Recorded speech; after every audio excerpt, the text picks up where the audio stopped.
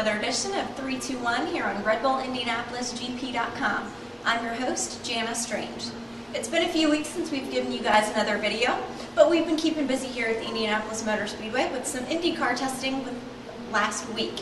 We caught up with IndyCar star Ryan Briscoe, who was a big MotoGP fan and was actually here attending the Red Bull Indianapolis GP. So here's what Ryan had to say about MotoGP, and if you keep your eyes peeled, you can see some of your other favorite IndyCar stars in the background. All right, Ryan, I understand you're quite a fan of MotoGP. How did you kind of fall in love with the sport, and what's your interest in it?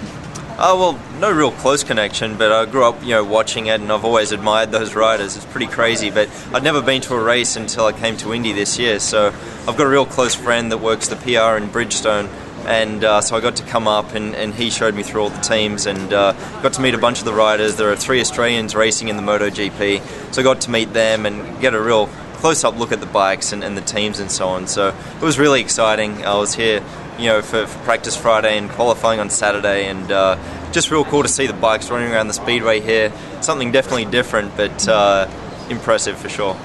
Now, I know that MotoGP is still growing, of course, here in the States, but internationally, can you kind of give us an idea of what it's like? You mentioned that you have 3 countrymen that are in the series. What is it like for you as an Australian to follow the sport?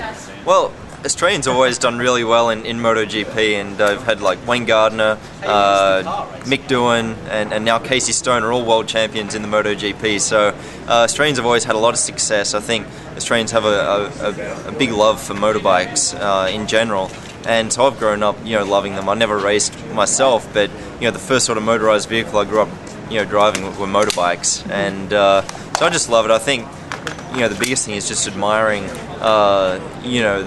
the commitment they have in their equipment, how fast they go down the straights, and just with 2 wheels, it's pretty hairy stuff. So a lot of admiration to the drivers, to the riders, as it is. Right.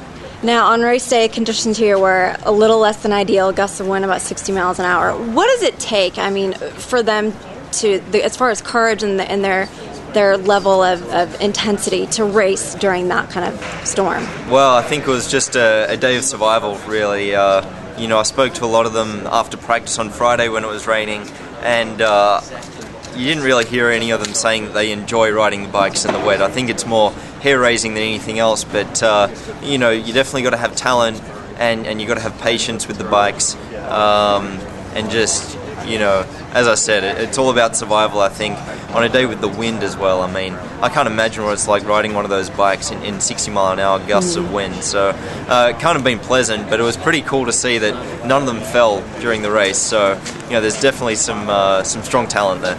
Now, as an IndyCar driver, you love speed. You mentioned you really enjoy MotoGP. Is there any chance we could kind of see a career change maybe come up here in the future? I doubt it. I hope not. I've got a lot to achieve here, and definitely with the best team in the business. So really want to keep going hard at what I'm doing, and I'd love to maybe just ride recreational wise a motorbike, but I don't see myself racing them.